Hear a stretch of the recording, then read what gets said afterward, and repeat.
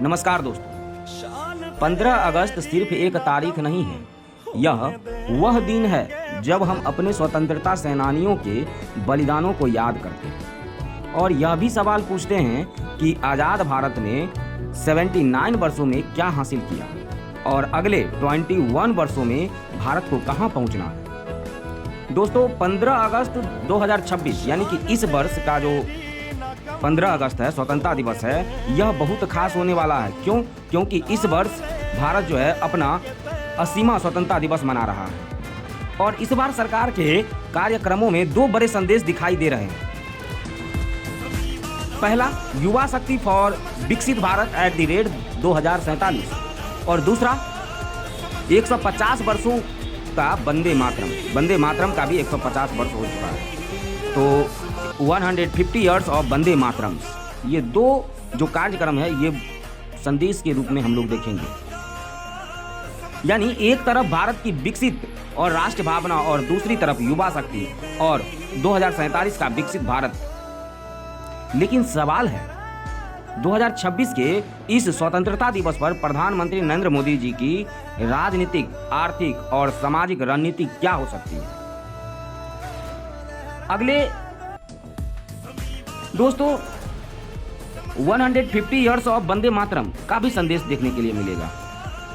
2026 का एक विशेष पहलू है वंदे मातरम के 150 वर्ष। सरकार ने 2026 के इंडिपेंडेंस डे सेलिब्रेशन को इसके साथ जोड़ा है और पहली बार रेड फोर्ट की प्राचीर से वंदे मातरम के सामूहिक गायन का योजना भी घोषित की गई है।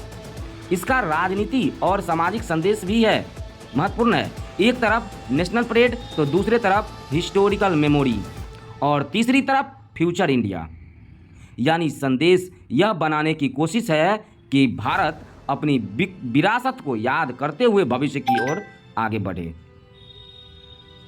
इतना ही नहीं दोस्तों, फॉरेन पॉलिसी और ग्लोबल इंडिया की भी चर्चा होगी। आज भारत की भूमिका केवल साउथ एशिया तक सीमित नहीं है। भारत एक ऐसी ग्लोबल पावर बनना चाहता है जो डेवलपमेंट, रिलेबल्स और सेल्फ रिलायंस इंडिया की पहचान बनाए।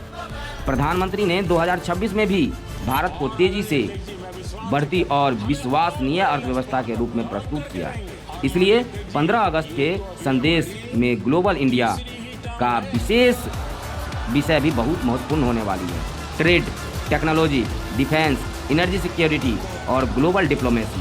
भारत की रणनीति का लक्ष्य हो सकता है कि भारत किसी एक शक्ति समूह पर पूरी तरह निर्भर ना रहे और अपने नेशनल इंटरेस्ट के आधार पर अलग अलग देशों के साथ संबंध मजबूत करे। तो आखिर मोदी जी 2026 का जो स्ट्रेटजी है क्या है? मोदी जी का जो 2026 का स्ट्रेटजी होगा वो क्या हो सकता है?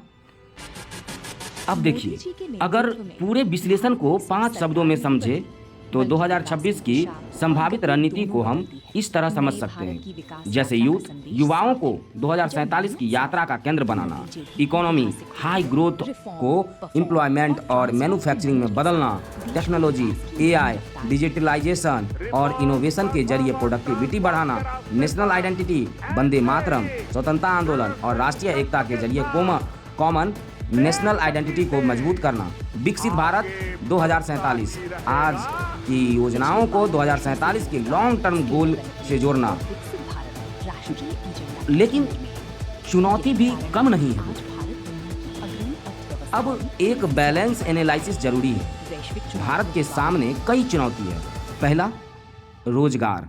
ग्रोथ तभी मीनिंगफुल होंगी जब युवाओं को पर्याप्त क्वालिटी जॉब मिलेंगे। दूसरी तरफ महंगाई और एनर्जी प्राइसेस, ग्लोबल कॉन्फ्लिक्ट्स और एनर्जी शॉक्स भारत की इकोनॉमी को प्रभावित कर सकते हैं। तीसरी, सरकारी वित्त हाई ग्रोथ के साथ फिस्कल डिसिप्लिन बनाए रखना जरूरी होगा। अगर चौथी देखें तो राजनीति, पोलराइजेशन, विकास के साथ लोकतांत्रिक संवाद और सामाजिक सद्भाव भी महत्वपूर्ण रहेगा। और पांचवी बात करें तो 2047 का लक्ष्य। अभी 2047 अभी दूर लगता है, लेकिन वास्तव में अगले 21 वर्ष भारत के लिए निर्णायक है। तो 15 अगस्त का असली संदेश क्या है? तो दोस्तों 15 अगस्त 2026 में हमें केवल अतीत याद करने की करने के लिए नहीं कहता, यह हमें भविष्य के बारे में सोचने का अवसर देता है। 1947 में भारत ने राजनीतिक आज़ादी हासिल की थी और अब 2047 के लक्ष्य की ओर बढ़ते हुए सवाल है, क्या भारत आर्थिक रूप से मजबूत, सामाजिक रूप से समावेशी, तकनीकी रूप से सक्षम और वैश्विक स्तर पर प्रभावशाली विकसित राष्ट्र बन पाएगा? इसका जवाब केवल सरकार नहीं देगी, इसका जवाब देगा भारत का युवा, भारत का किसान, भारत का मजदूर, भारत का वैज्ञानिक, भारत का उद्यमी, भारत की महिलाएं और भारत का हर एक नागरिक। क्योंकि देश केवल सरकारों से नहीं बनता, नागरिकों के संकल्प से बनता है। इसी संदेश के साथ आप सभी को स्वतंत्रता दिवस 2026 की हार्दिक शुभकामनाएं। जय हिंद, जय भारत दोस्तों।